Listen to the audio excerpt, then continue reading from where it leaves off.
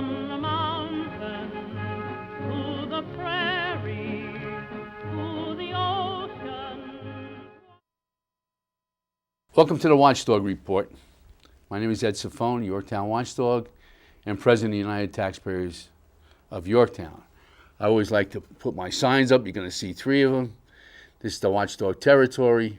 Caution, we have a special guest today. But before I introduce the guest, listen, I'm running for the school board in the Yorktown School District. So when this is on, please get out there and vote for me.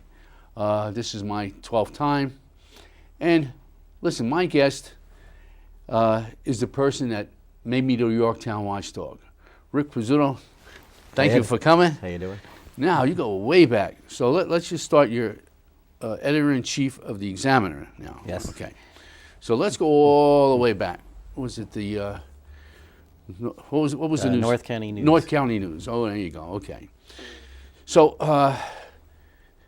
when I met you, I think it was in the 90s, because I ran 90, 91, 92, 93, 94. So I want to thank you for naming me, because I just kept that, and it seems like everybody knows who the Yorktown Watchdog is, so that was great. So listen, tell me how you started, or when you started in the newspaper business, and comes up to the present. All right? Well, what happened was when I was younger, I wanted to actually be a sports writer and cover the Yankees, because I'm a big Yankee fan, and I always thought that would be the coolest job. You get to go to the games for free, and you know. So I said, I think that's what I'm going to pursue. So when I was about 13, I was at my brother's Little League game in Yorktown, and I happened to see this woman on the sidelines taking pictures. So something possessed me to go talk to her. Her name was Barbara Davison, and she told me she was from North County News and this and that, and I told her what I wanted to do, and she said, why don't you write up this game, and I'll submit it to my editor, Nancy Haggerty. So I did. My dad helped me out. And the next thing I know, I was covering Lakeland sports. Oh, wow. So I did that when I was throughout high school, from like my sophomore year through senior year. And then I continued doing that through college. I went to college at Pace and majored in journalism. And then when I came out of college, I was editor of the campus newspaper.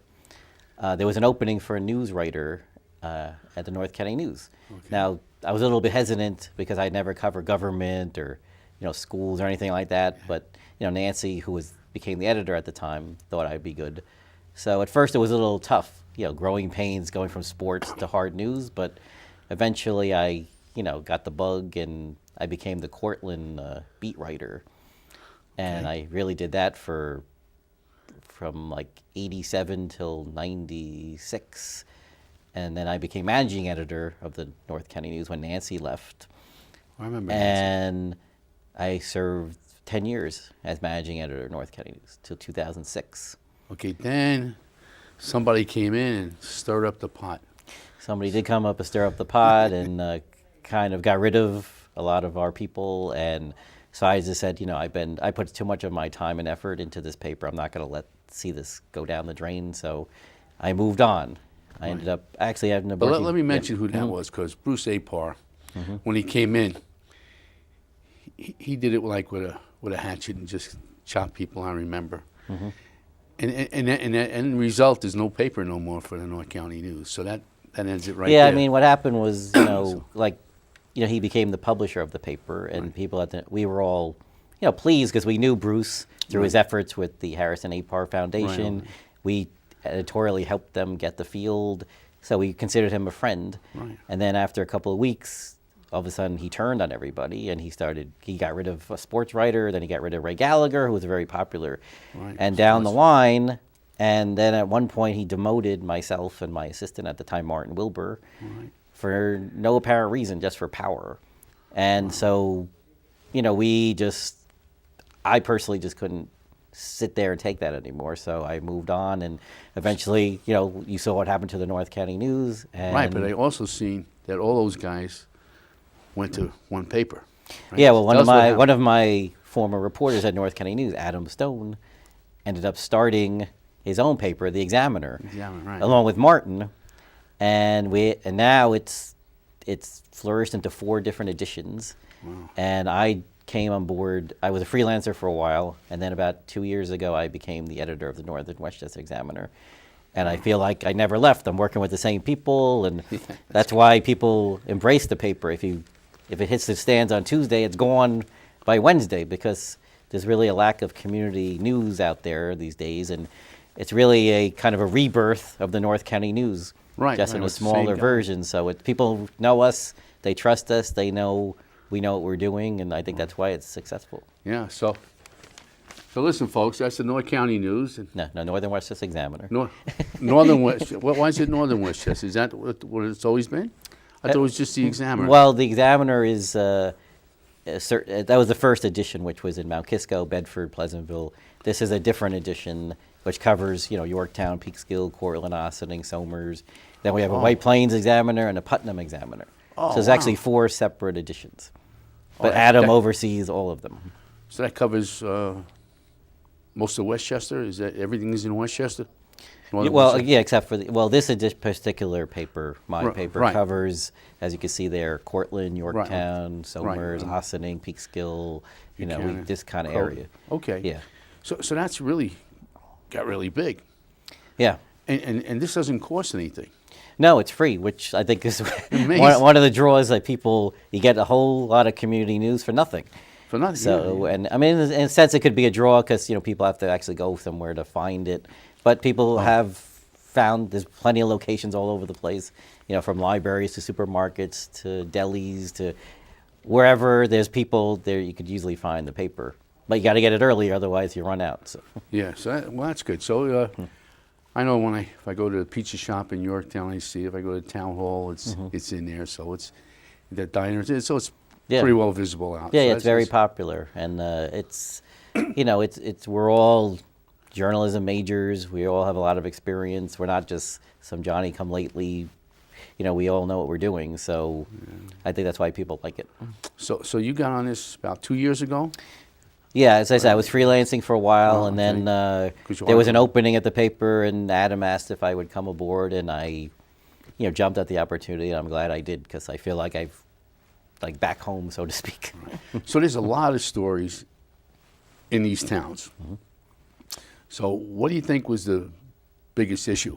Well, listen, I know what the biggest issue was when I was running was the $1 million mistake. Right. Okay, and now we got a so-called your article. Pension shortfall raises questions about possible cover-up. $1 million mistake in Yorktown, the sequel, with your name on there. Right. So, so can you just tell the people what that's all about? Because what happened in 1994 was the $1 million mistake where the secretary or clerk put in 23 million instead of 24 million. And then they were short $1 million. Then Aaron Bach, who was supervisor, took money out of a water fund, gave it to the school district. Right. Then in 1994, with the school tax bill went from 5.8 to 16.4. Okay, so now how does this compare? Well, in this particular situation, apparently, according to the council people on the board, there's certain pension costs that all municipalities have to deal with, and it's one of these things that are really crippling local government. The state, it comes from the state. There's really nothing you can do about it. Right. So apparently, the towns get notified of what their projected amount is going to be around June of each year, and then they're reminded apparently in September and October. So that's when the budgets are being done. Right. So apparently, when they were doing the budget, they put in around 1.6 million. Then, according to Nick Bianco and Vishnu Patel, councilman, that the actual figure was like $1 million more than that, which they claim people knew about but didn't put it in the budget. So the budget was passed with the That was election year, though, too, right? That was an election year. Okay. I mean, That's the same thing with Aaron Bach when he did it. Yeah, well, He I was mean, run- nobody has taken that leap yet, but yes, that Yeah. was an election year. So it wasn't until they actually paid the bill in December of 2.6 million. Okay. But they just did a budget transfer on April 1st for $972,000. This year. Right, which apparently covered the shortfall from the pension costs. So the counts, at least Nick Bianco and Vishnu Patel are saying, wait a minute, you guys must have known about this because you paid the bill in December. Why are we doing the budget transfer in April? 3 months later? Right. So, like Sounds the like a supervisor is, saying they're making a mountain out of a molehill. This is really not what it is. They're just estimates, these pensions figures, and the town had the money anyway in the general fund. So it wasn't like they didn't have the money to cover it. They just had it in the general fund, not in the pension, Well, see, that's what I wanted to know. Is it the general fund, that's the budget, or come out of the surplus money? Well, yeah, it comes out of, it is coming out of whatever you want to call it. Oh, yeah, It's the surplus. So basically, Supervisor Grace's argument is that Same thing. we have the money, it's in the budget, it just wasn't in The line. the budget pension line, it was in this line. So he's saying, well, we had the money, but the councilmen are saying, wait a minute, you didn't tell us about this. Right. They're basically saying you purposely didn't tell us, you knew about it. And he said it was something about an email, he didn't open an email or something. Yeah, because apparently the supervisor and the controller's office get this link from the state. So they're supposed to go onto the link, and then that tells you exactly what the amount due is. So he's claiming that if he got such an email, he would just forward it to the controller's office. So apparently, now Nick Bianco also said that there's records that show that somebody from the controller's office went on to the state system twice in September and October to look at the numbers. So they apparently knew what it was. Now, why they didn't put it in the budget, I don't know. That's not for me to question, but they're questioning it. Right. The United Taxpayers has been going up there for years now at the budget hearings. And 2 years ago, they said they had $2.4 million in surplus. And we said, the order says, no, you have $4.2 million. Okay? And we foiled it, and they couldn't have an explanation. So this is, again, the new controller. I don't know if she's being controlled by Grace, but it sounds like it's a cover-up to me because everybody knew it except the trustees. Right, exactly. Okay? Now, in the $1 million mistake, they said you wouldn't understand. Right. Remember that? And then Aaron Bach took it out of a water fund. So he took it out of the surplus. So Grace makes statements that he's going to have a surplus of no more than 15%. I think it's 22% now, $5.2 million. So now I'm going to find out if they took this $900 and something thousand out of that, makes it back to 4 something. Right. So I think the big this is supposed to be open government. Right. Well, I don't think what Nick and Vishnu are saying about the money, being what it is. They're not questioning what the amount is. They're questioning why didn't you tell us? Right. And they've made this complaint a lot since Grace has been the supervisor, that he's not forthcoming with information. They find out at the last minute, right before meetings to vote. So this seems to be a pattern according to them. So I think that's what their biggest contention is. Why didn't you just tell us what the amount is, and we would have made changes at that time? The school system gives it on a Friday for them to look over, and if they have something new, then they tell them at an executive meeting before the meeting. But they should do the same thing. At least give the guys a couple of days. Right. Because a lot of times now they do the resolutions in work sessions, which is really unbelievable. They did 41 times. So, excuse me, when did this happen? So, well, most towns, well, not most, but many towns, what they do is they treat the work session as kind of the preliminary meeting for the regular voting meeting. Like in Cortland, they'll have 2 work sessions to go over the agenda. So then by the time they meet in public, everybody knows what you're talking about, what you're voting on, et cetera, et cetera. In Yorktown, their work sessions are more issues. They're not really discussing stuff they're going to vote on. Well, listen, I don't know if you ever go to those things, but I've been asking for microphones. Now, nobody can hear if you're sitting out there, okay? Because they thought you don't see. So I have to get up and stand there, know? Like this last thing where they have another issue. They only have 4 trustees since January, and they can't put on another. So at the last business meeting, Lonnie Gilbert, who I thought would be a great, because I work in the court system with him, and he was a great guy, honest guy. But Vishnu is pretty hard set on having an election, so he's out of that. Nick just says he won't discuss it in public, whatever that means. And the other two seem to go together, whatever. Murphy just like rubber stamps Grace, so it seems that way. So it doesn't look like they're moving ahead.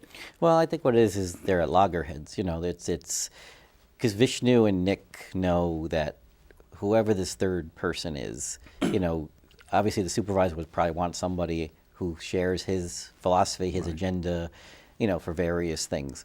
So, you know, there's been a few names thrown up already, like, you know, Rich Campanaro was thrown up. Yeah, a Republican who ran twice as a Democrat. Right, and apparently he's switching back to Republican. So even though he ran on the same ticket as Nick and Vishnu, they kind of know, hey, this guy's going to probably decide be the third vote with them. So I don't really think there's anybody out there that they could come to a consensus on, because I don't think Nick or Vishnu at this point trust whoever this person that Grace would put up. So they're going to have to go to an election. Yeah. Now, as we said in this week's paper, you know, we did an editorial, what the board should have done, they should have had the foresight to see that this was a possibility, that when Dave Paganelli was running, if he would have got elected highway, which he did, there would be a vacancy.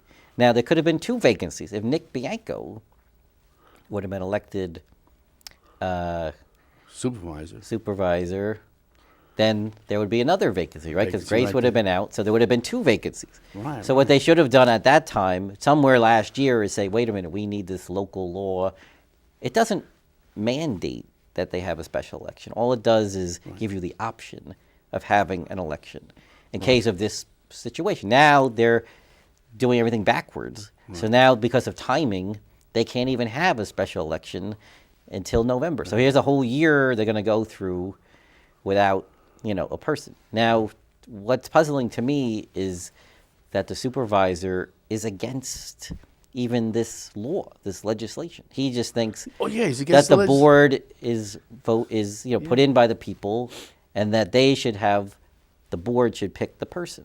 But how can you be against having an election? I don't understand that at all. And he voted against it, Right. That was kind of I mean, at least, you know, it looks like Councilman Murphy is for that. Now, this could happen again next year, you know, because Murphy, from all accounts, is going to be running for either the Assembly or the Senate in November. So if he gets elected, there's another vacancy. So, you know, they just have to get this law on the books. Well, then it goes back to the attorney for the town. She had a draft, and he said, no, that was no good. And then she put up again, and he said, we have to fix it, something else. Right. So I don't know if she's procrastinating or Grace told her, listen, just keep drafting these new laws until November, you know? Right. But to me, that seems like the right way to do it. When the United Taxpayer was up there for term limits. Now, here's the guys that are running for campaigns saying they're for term limits. As soon as they get in office, they were no longer for term limits. So you get up to, what do you mean? You guys wanted term limits, you know? So, and then you had to go first to the board to say that they yes or no to term limit. Then you had to go to the Board of Elections and to get it was really crazy. But anyway, so this is what's happening. Well, I think at this point, even though there's been some talk out there, some people are, you know, of the opinion that the board is not functioning properly, things are being held up. That's really not the case. You know, so far during the first 4 months of this year, there's really been nothing that's come before them that they've been tied on, other than, you know, an appointment to the board. But in terms of any issue, whether it's the Sober Home or Costco or Depot Square, any of these issues. Well, they never made any votes on those. Well, that's what I'm saying. None of them have come up for votes. So you really can't say the board is, they're not moving forward with anything because nothing has come before them. So until that actually happens, you know, we just have to wait and see. But it looks like there's no way they can get another person until November, the earliest, because they're not going to agree on anybody. Now check me, okay? I didn't put my name in, but after all this, I said, well, put me on. I says, Grace, I voted for you twice. Right. Murphy, I campaigned for you for 4 times, okay? Nick, I've campaigned for you except when we ran against each other. And Vishnu, you're, you know, guys, no way they would do that. So anyway, but Well, the that's thing what I is- do. Well, So the thing is getting a little comical because you have people standing up saying, "Whoa, there's 10 people in this room Oh, you who remember used that? to be councilmen. So let's just put their names in a hat and pick one." Like I don't understand were that. you there that theory. night when Paul Moskowitz says, and Ed Ciffone was Right. supervisor? Right, you would qualify. So Yeah, I maybe that's how you get on Yeah, through the that's hat. it, with the hat. Well, that's what I have to tell people that that I'm running for the school board. I was also supervisor for the town, and 24 hours or a little more, and I had to come back the next day. But listen, yeah. So this is what's happening now. Let's do the sober home. Now, those people bought the home, Right. so what do they know? They got the fixes in, I guess. Now, Gordon Fine is on the zoning Right. board. Now, he's recused himself forever with Al Capolini. Right. Now he moved out of his office. Right. Now I don't think he's recused himself anymore. How can he do that? No, well, he has. It was up before the board last week, ZBA. He did. He did Oh, he did? He recuse stepped himself down? just to be consistent. Okay, but then who steps in is Bill Gregory, right? Well, he did the previous meeting, not this past. He wasn't there at this past meeting. Yeah, because he can't be there. He's the wrong person who's the... It looks to me, based on the first few hearings before the ZBA, that the ZBA is going to simply confirm the building inspector's determination that this qualifies as a convalescent home. I mean, you get into a lot of legalities and this and that, technicalities. I mean, over the years, I've been covering these towns for 25 years now. You see a lot of these proposals for group homes and this and that, and Oh, yeah, we got people 25 of them. initially are always, "Oh my God, you can't have this in the neighborhood," kind of thing. Right. But then once they're there, you don't even notice them most of the time. I Well- mean, you can understand people's, saying, "Oh, it's going to hurt my property values," or this or that, and I don't know. I'm not a real estate person. I don't know if that's true, but it looks like the town could have a difficulty stopping this. Stopping, I think, because if the zoning board says it's a convalescent home and it qualifies under their zoning, what Yeah, I listened what to all criteria of- will the town board use to prevent it? I don't know. Yeah. Well, the thing is with group homes, they take it off the tax rolls. That was why I was worried about the sober home. That once they get in there, they would make a claim that this is a group home or whatever it is, or the determination is, and then take it off the tax rolls. But that guy got 1.2 million or 1.6 million for that house. I mean, That's a there's pretty good deal. there's no denying that. I mean, we write about it all the time. There is a huge drug epidemic going on in the area. Oh, yeah. A lot of heroin seems to be the drug of choice these days. So there probably are a lot of people, in need, and this seems to be a new concept. It's a new thing, so people are probably always a little weary of something that's new. But like looking here in Peekskill, they have a meth clinic coming in right next to residential apartments, on They tried Highland stopping Avenue. that, but again, Well, again, it looks like it's going through. Going through no matter So what. to me, I would be a little more alarmed than having, people coming into a meth clinic Oh, yeah. every day. Hundreds of people, Right, still rather drunk. than 8 people or whatever it is, 10 people, who are paying big bucks for the sober home. These are not junkies. These are not people off, just on the street. These are people actually who have some means to be paying to go into the sober home. Yeah, So yeah. to me, it's a way different than the meth clinic with Peekskill, Well- which I think people really should be upset about. Well, the thing is, I know who the lawyer is for Peekskill, but Al Capolini has been a lot of these issues. It's almost every time you look, there's no other lawyer that's coming Right. up, okay? And then you connect the dots with Grace, the secretaries from his office. The pool, Southtowner Pool, is Gordon Fine, who recused himself as in the thing. We've Right. got- And now with the Trump, the lawyer for Trump was Al Capolini, right? Right. So now it just seems like he's getting special treatment, even though he looks like he's fighting hard. And look, the end result it seems the same. The garbage company. Okay, there was 100 and something people there questioning the garbage company, and they go into the executive session. Right. Boom, it's done. I don't remember that. Well, to me, So the craziest thing with the garbage is, I mean, it seems like maybe it was a good deal financially for the town. Doesn't look like they've missed a beat in terms of garbage pickup. Right. But since then, competition karting has been able to park their cars or trucks illegally on Front Street for the last 18 months. They don't, so that's why they're before the ZBA, and nothing's happened to them. They have a violation, but nothing else. They're just allowed to keep going and going. I've never heard of a town allowing this a violation. And it just so happens also that competition karting is a big contributor to the supervisor's campaigns. So that raises some questions. How can you possibly be objective and lay down the hammer on somebody that's financing your campaign? Exactly. It's a little bit Well, that's what they when they were running against each other, Bianco and him, they brought this stuff up. The guy that does the blacktop again gave it to both of them. I forget what the company is. Right. Now the same company, karting, is going on to the where they have the sewer plant. Right. Was going to do the cleaning up of the area. Right. And then he's allowed to bring in truckloads of stuff as long as he cleans it up. Yeah. So there you go again. What is this? There's so many other people could do it. The county could do it. Oh, okay. So listen, Rick, there's a lot of issues that's going on. So I'm glad that you're here, and I'm glad you're still doing the reporting, because the only way that people will find out is through your paper and through other papers. Are you online? The Examiner's Yeah, online? we do have it online. We have select articles. We don't have every article on there, but and we do update it daily. So there is some new stuff that goes on, during the week in between issues. So we try to do that as much as we can. But our staffs are not big, so it's it's a challenge for us to try to get everywhere because. You don't have a building, right?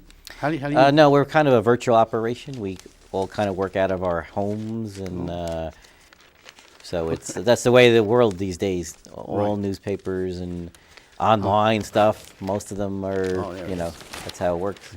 Well, listen. Now, if you recognize that guy right there, and I'll put him this way to my face, okay? Thank you for putting the article in so people know that I'm running. So the vote is on May 20th, so it doesn't give me much time, so it's a short thing, okay? And like you said in the article, it's like my 12th time. But mainly I ran against incumbents, okay? But I still, like I said, believe in the same thing. The best education for the students at the lowest cost possible. So that's me. So as you go on, I guess I'll be interviewed again. Yeah, with all the stuff. In a couple of weeks, we'll be doing a more extensive interviews and stuff like Absolutely. that. So it's great to see you here. Thanks for reporting, and thanks for making me the watchdog. He wants me to shake your hand again and watchdog. Okay. Good luck on the 20th. All right. Listen, folks, thanks for watching. That was Rick Pezzullo from the Examiner. Keep reading this newspaper, and we'll see if I can get elected on May 20th at Mohansick School from 7 in the morning till 9 at night. Listen, I don't know why I was president of the United Taxpayers. They knocked me off as president. I was running for the Republican, for councilman. The Republicans knocked me off. I'm an honest guy. I don't know why they do this to me. But Rick, as soon as you'll find out, we'll see what's happening. So I got a long record of being a tax activist. So listen, folks, watch our show on Channel 74 on Saturday mornings at 9:30, Monday nights at 9:30, and Wednesdays at 4:30. And on Channel 15, just look up at the schedule and we're there. So again, thank you, Rick, for being here, and thanks for watching. Stand beside her and guide her through the night with the light from above. From the